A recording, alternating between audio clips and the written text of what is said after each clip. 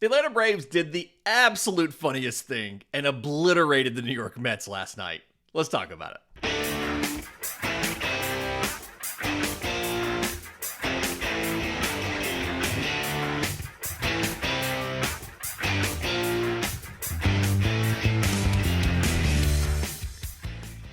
Yes, welcome on in to Braves Today for Thursday, August 14th. Your source of news, notes, and updates on your Atlanta Braves. We're proudly part of the Believe Podcast Network and brought to you by FanDuel. I'm your host, Lindsay Crosby. You can follow me on social media at Crosby Baseball. You can follow the show on X, Braves_Today. We have a Facebook page and an Instagram as well. And you can find all of my written work, BravesToday.com. That's the Braves Today Substack, as this is both a podcast and a newsletter. And, there's times on the show where I don't really get that deep into the game that was just played, right? The Braves won, the Braves lost, whatever. We kind of acknowledge it, we cover something interesting, and we move on. This one, I kind of want to talk about. And not because Atlanta won 11-6 over the New York Mets. But really, it's the way that they did it. Because this was peak hilarity of the LOL Mets theme that we seem to always see. The Mets seem to never shed this label, no matter what kind of season they're having. So, if you were not able to watch the game last night, which, if you want kind of more of a standard recap style thing, go check out the Braves postcast over on Locked On Sports Atlanta. I was solo last night, but I went and kind of covered the game immediately after it ended. Talked about what happened. But the Mets score 6 runs off of Carlos Carrasco in the first 2 innings. And don't worry, we're going to get to him in a minute. We're going to cover Carlos Carrasco. And this is a game that was delayed by rain until 8:45. So an hour and a half after scheduled start time, it finally started. But from the very beginning, Carrasco was in trouble. He gave up a double to Francisco Lindor to lead off the game on a 2-1 curveball, and then walked Juan Soto, walked Brandon Nimmo to load the bases. Pete Alonso singled and drove in 2 before he picked up his first out, right? They scored, it was not pretty. They sent 8 batters to the plate in the first inning, and it's, thankfully it wasn't worse. They loaded the bases twice, and they got a total of 3 runs out of it. Atlanta kind of goes quietly in the second. They had a hit from Jurickson Profar to open the game, but outside of that, they go quietly in the first 2 innings. Mets come back out bottom of the second, and it's single, Juan Soto homer. It's now 5-0. There's another double. They're just blasting the ball all over the yard. Okay. And Atlanta goes to Aaron Bummer. They pull Carlos Carrasco after 2 innings. He throws 67 pitches, 36 strikes. Again, we're going to get to him in a minute. And then you get to the 4th inning. Just context here on this. The Mets have not gotten a full-length start, a standard length start out of their starting pitching in a while. These guys keep getting knocked out of games early, and the bullpen's getting overworked. And we saw this yesterday. David Peterson enters the 4th inning, walks Sean Murphy, not even competitive. 4 pitches, right? Michael Harris hits a single. It's an 0-1 slider. Good piece of hitting. He does strike out Eli White, who is going through it offensively. He has 1 hit in the last 7 games, right? He's going through it offensively. Had some defensive plays last night. But Nacho Alvarez walks. Again, 4-pitch walk, not competitive. And to Eli's credit, 2 of those 3 pitches were in the zone. So, he had to swing. With the bases loaded, remember, Murphy walked, Harris singled, Alvarez walked. He walks Nick Allen and brings in a run. And I will give, David Peterson was around the zone here. The very first pitch of the at-bat was a curveball in that Allen fouled off. I'm also going to give Allen credit here. Second pitch was a slider below the zone that he swung at. He's down 0-2. And from there, he takes a sinker for a ball. He fouls off a changeup and a curveball in or near the zone. He takes a four-seamer up. He fouls off a fastball in the zone. He lays off a curveball in the dirt. He lays off a sinker outside and draws a bases-loaded walk to get an RBI. Jurickson Profar then doubles to clear the bases. So, remember, the Mets loaded the bases multiple times earlier in the game. They loaded the bases twice in one inning and got 3 runs out of it. Atlanta, the first time they load the bases here, they clear them. So it's now 6-4. Matt Olson walks, and it's a 6-pitch at-bat. One of the fastballs is inside, and Olson fouls it off, and one's a called strike in the zone. But outside of that, not really a competitive at-bat. A lot of these pitches are nowhere near. Okay? So the Mets there lift David Peterson for Reed Garrett. One of their best relievers on the year. It's been really good. Reed Garrett gives up an RBI single to Marcell Ozuna. Again, good piece of hitting by Ozuna. That's a sweeper below the zone, down and away, and he goes down and gets it and just pulls it to left. Under previous versions of this Braves team, they might try to lift that for a homer. No, he does a good job here. I like this. This is a good piece of hitting by Marcell Ozuna. Good approach to not try to kill everything. Ozzie Albies strikes out, and remember, this is Reed Garrett. It's not David Peterson. Of the 5 pitches in the at-bat, 4 are in the zone. The 5th pitch is like a cutter up and away, and I guess it just barely catches the zone. It's too close to take on a 1-2 count, but it's also, you commonly see that pitch not called a strike. That's fine. Whatever. Ozzie struck out. That's fine. Sean Murphy comes up for the second time in the inning and walks for the second time in the inning. Michael Harris comes up, who already singled in this inning, and hits a grand slam. It is now 9-6. Eli White strikes out to end it, but Atlanta went from being down 6-0 entering this inning to winning 9-6. From that point, the Mets can't seem to do anything. They get Pete Alonso on second with 2 outs in the 4th inning off of Aaron Bummer. Starling Marte singles to right, and Eli White not only throws Pete Alonso out at the plate, throws him out by like a step and a half. Like the ball is there in plenty of time to turn and make the tag on a sliding Alonso. They don't even challenge it. Great. And then Atlanta adds 2 more after Matt Olson walks in the 6th and Ozuna homers to bring him in for an 11-6 win. As weird as it was that Game 1 had every Mets run scored with 2 outs, this one was every Braves run scored after they went down 6-0. And it was just, it's the funniest thing in the world. It really is. This Mets team has been a disaster. Like, we have to remember, this Mets team in mid-June was 5.5 games up on Philly for the lead in the NL East.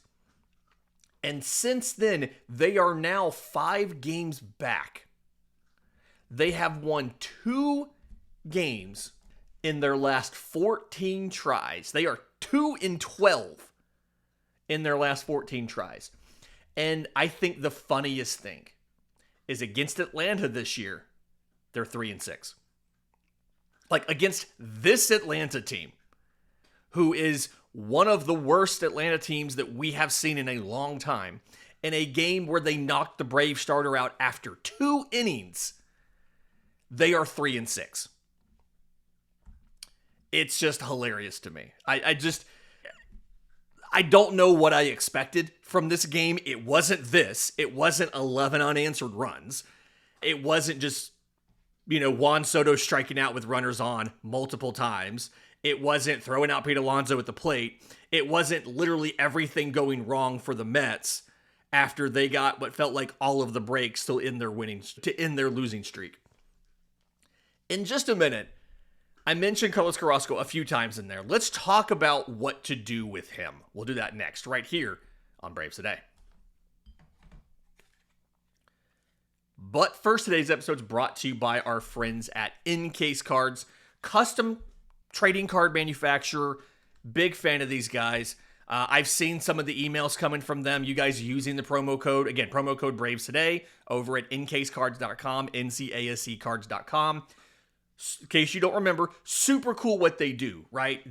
You upload your photos. It can be U Sports, the ones that I got, the first ones I got when I first learned about the company were U Sports of my kids playing, my daughter playing soccer, my son playing t-ball. And then when you upload the photo, you then choose backgrounds, you choose holographic options. Their designers make it into a custom card, just like you would get from one of the major card manufacturers when you buy baseball cards or whatever. They print it on high quality cardstock, they slab it, and they put it in one of a different, you choose a color of a frame that has a built-in stand in the back so you can display it. It's good for more than just obviously U Sports. This is the time of year I keep saying this, but fantasy football teams, your winner maybe of your league should get one. Your loser of the league could be immortalized with one. My wife has decided that not only is she going to do one for the dog, for Bandit, our new puppy, but also the August employee of the month for Crosby Media is going to get one as well. So it's probably going to be Bandit twice. But either way, ncasecards.com, ncascards.com, promo code Braves today gets you $5 off and supports Braves today. That's ncasecards, ncascards.com. Welcome back to Braves today. Lindsay Crosby and Bandit. He's back there being quiet like a good boy. All right, Carlos Carrasco. This was a problem, okay? I said that he went 2 innings, 6 runs on 6 hits, 3 walks to 2 strikeouts. He threw 67 pitches to get through 2 innings, right? Gave up the 1 home run to Juan Soto, 2-run shot, but otherwise was just not good. His ERA on the year now between New York and Atlanta is 7.09. And here's my thought process on Carlos Carrasco. You either need to give Atlanta quality or quantity. And by that, what I mean is you either need to not allow runs or go deep into a game. And right now, he's not doing either. 2 innings. His 3 starts in Atlanta now. So he gave up, his first start was against Cincinnati in Cincinnati on July 31st. 3 runs on 7 hits in 6 innings. Struck out 5, walked 2, 95 pitches to get through 6 innings. The next start, August 7th against Miami at home. 6 runs on 9 hits in 5 2/3. 103 pitches to get through 5 2/3. So more pitches, double the runs allowed in a shorter outing. Atlanta won that game, by the way. Atlanta's won all 3 games he started, but not because of him in any of them. They beat Cincinnati 12-11 in 10 innings. They beat Miami 8-6. They won last night 11-6. Again, not because of Carlos Carrasco. And then again, last night, 6 runs in 2 innings, 67 pitches to get through 2 innings. We talked about this yesterday. When you have the 6-man rotation, you need to be getting length from your starters. Simply because there's really no way to sustainably cover for a short and bad outing, right? There's just no way to do it. So look at what's happened for Atlanta in this series so far, okay? Strider doesn't go as deep as we want. Austin Cox throws 48 pitches, and it's a blowout. So you do the rest of that game with Luke Williams, who was the most effective reliever. If you had told me when the season began that Luke Williams would pitch more innings than Ronaldo Lopez, I would have been very concerned as to what happened to this team. I'd have gone on FanDuel and taken the under on the wins, honestly. But Austin Cox throws 48 pitches on Tuesday. Nobody else had to throw out of the bullpen, right? Luke Williams, position player. So Monday, everybody's off. Tuesday, almost everybody's off. You made up for that last night. Aaron Bummer throws 51 pitches to get through 2+ innings. Tyler Kinley throws 23. Dylan Lee throws 22. Pierce Johnson throws 19. Raisel Iglesias throws 13. You used every reliever in your pen but Austin Cox, who was down, and Daisybel Hernandez. So Atlanta's going to need probably multiple of those guys to come back today on a back-to-back. they're going to have to pitch 2 straight days. Isabel's going to have to go, win or loss. And that means your bullpen's going to be overworked when you get into your next series in Cleveland. Now, maybe they make a roster move, right? I think they had to wait like a day or 2 more for Dane Dunning to be able to come back up. So maybe they send down Austin Cox and bring back Dane Dunning, and Dunning ends up being your long man out of the pen to replace Cox. Dylan Dodd is not eligible to come back. You have to be down for 15 days unless you're replacing somebody on the injured list. But I'm at the point now where I don't understand why you would even continue the Carlos Carrasco experiment, right? Like, you're at the point now, again, his ERA with Atlanta is a 9.88. He's allowed 15 runs in 13 2/3 innings with 7 walks and 9 strikeouts. He's not giving you length. He's not giving you quality. You have a 6-man rotation, and theoretically, in the next week or 2, you're going to bring back Chris Sale. The contract was $1.5 million. Obviously, the Yankees covered a lot of that. The Braves only pay from July 28th to now. So it's not like he's costing you a bunch of money. And it's not like there's a bunch of money involved in the deal. Like the Eric Fetty thing. You still have Eric Fetty around because the majority of his contract's being covered by St. Louis. I was updating my salary cap sheet, my payroll sheet last night, which I can't quite get it. I'm missing something in there. I can't quite get it to square with Fangraphs and with Cott's contracts, but I've been trying to track the team's payroll because I'm working on a thing about what could the offseason look like depending on how much money you have to spend, right, for the newsletter. And it's Carrasco's simple. It's a $1.5 million contract. You're just paying him from what you got. It's not like where there's money attached like there was with Fetty. It's not like Hector Neris had money attached. It's not anything complicated. You just pay him for while he's here. And that's it. It's not a lot of money either. So I don't understand why he would still be here. Because again, he's not giving you length. He's not giving you quality. He needs to go. Theoretically, you're going to get Chris Sale back in, 2 weeks or whatever. And so you're adding another starter, but you have 6 right now. You could launch Carlos Carrasco into the sun.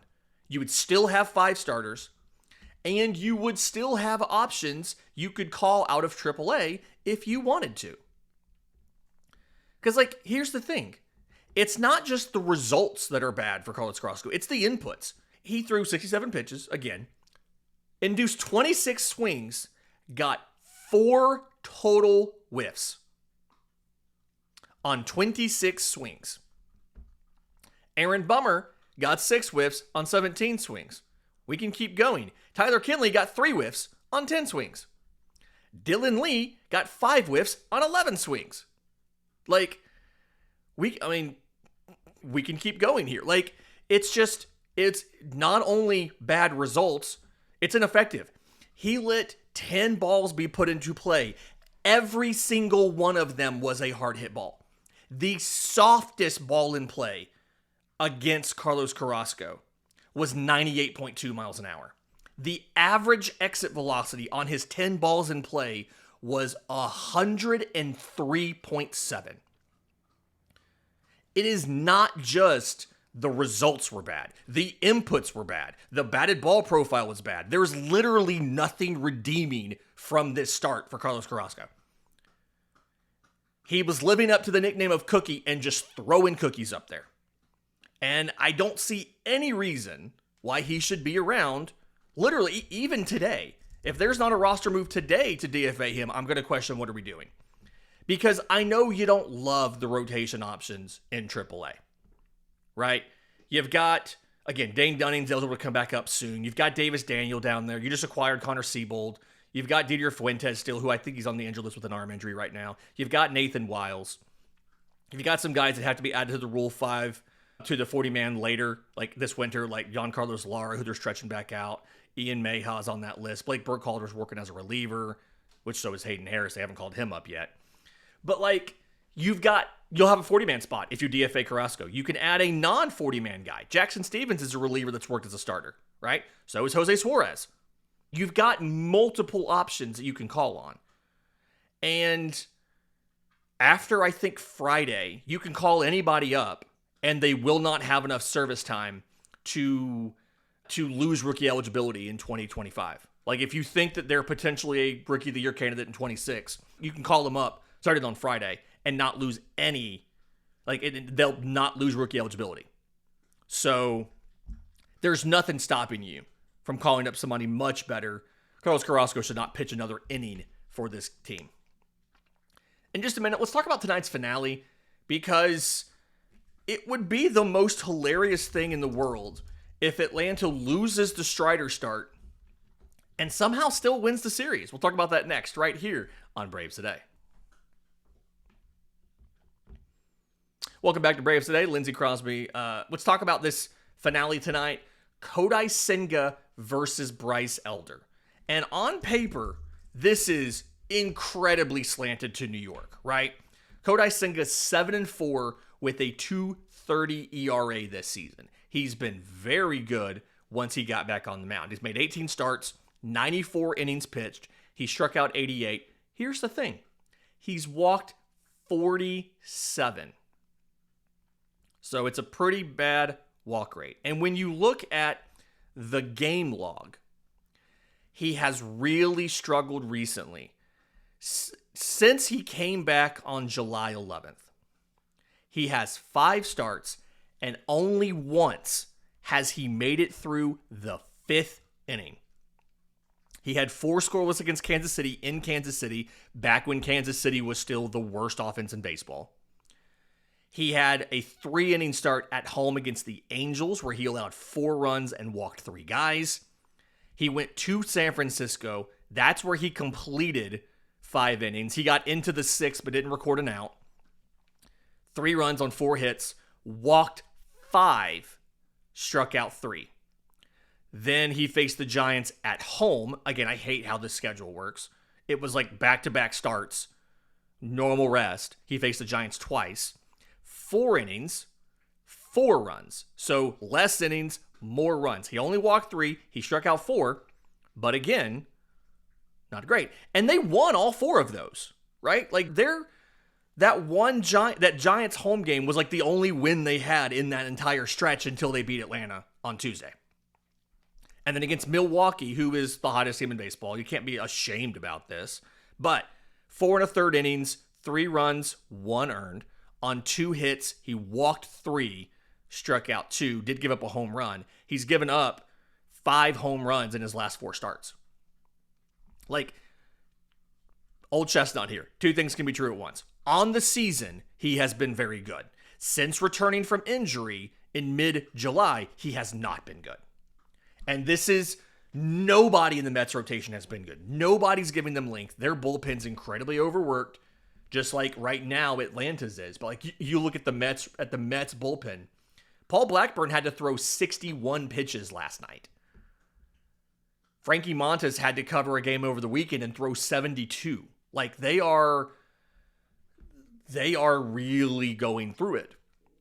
And so the question's going to be, 1, does Atlanta keep having this offense? It feels like they are, right? Michael Harris has been fantastic. Jurickson Profar, I've got to give him his flowers. While he's not been great defensively outside of that awesome catch he had over the weekend, he's been very good at the plate. All of Atlanta's hits last night came from like 4 guys. Like, it was just 4 Braves that actually had hits last night. Feels like that's a little lost in the box score when you see 11 runs.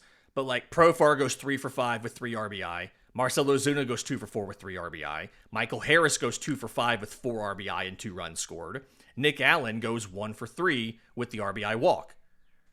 Everybody else, Sean Murphy scored twice. He got on via walk both times. Matt Olson scored twice in his 3 at-bats. He got on via walk both times. Nacho Alvarez went 0 for 3, but he scored after he got on via walk. Like, Atlanta drew 11 walks in the game, and they cashed in, I think, 6 of them. Like, they did a really good job of, either 6 or 7, they did a really good job of scoring on their walks. But all of the offense came from 4 guys. And it's just hilarious to me that Bryce Elder could theoretically Like, as long as he can keep Atlanta in the game, he doesn't have to be good.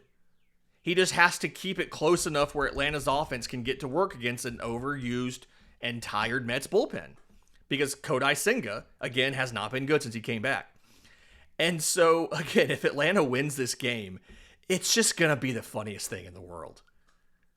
That this version of the Atlanta Braves is still just very, very good against the New York Mets, who up until 2 weeks ago were having one of the better seasons they've had recently.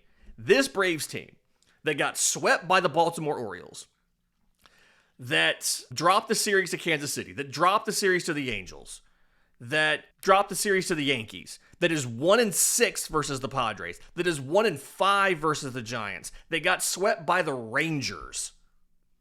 This version of the Braves is 6-3 against the Mets. And even after getting blown out in game 1, still has a positive run differential against them. Heck, this version of the Braves is 4-5 against Philly. Like, Philly's leading the division. They're going to win the division again. And they are one game over 500 against the Braves this year. There's still more games to play. Obviously, you have more coming here. But it's going to be the funniest thing in the world if the Braves win this series. I cannot wait.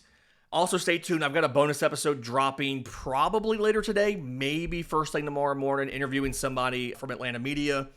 Don't want to give it away. Still waiting for it to come through. But I'll be dropping that as soon as we get it done. And then we're going to be back on Friday. Going to do my best to get us the live show again on Friday. In the meantime, do me a favor. If you're listening on audio, Apple, Spotify, leave a 5-star review. If you want to leave some kind words of affirmation on Apple Podcasts, that'd be awesome. Also, if you're watching on YouTube, subscribe to the channel. Hit the notification bell so you know when we go live, talk about the next episode. And I'll see you next time on Braves Today.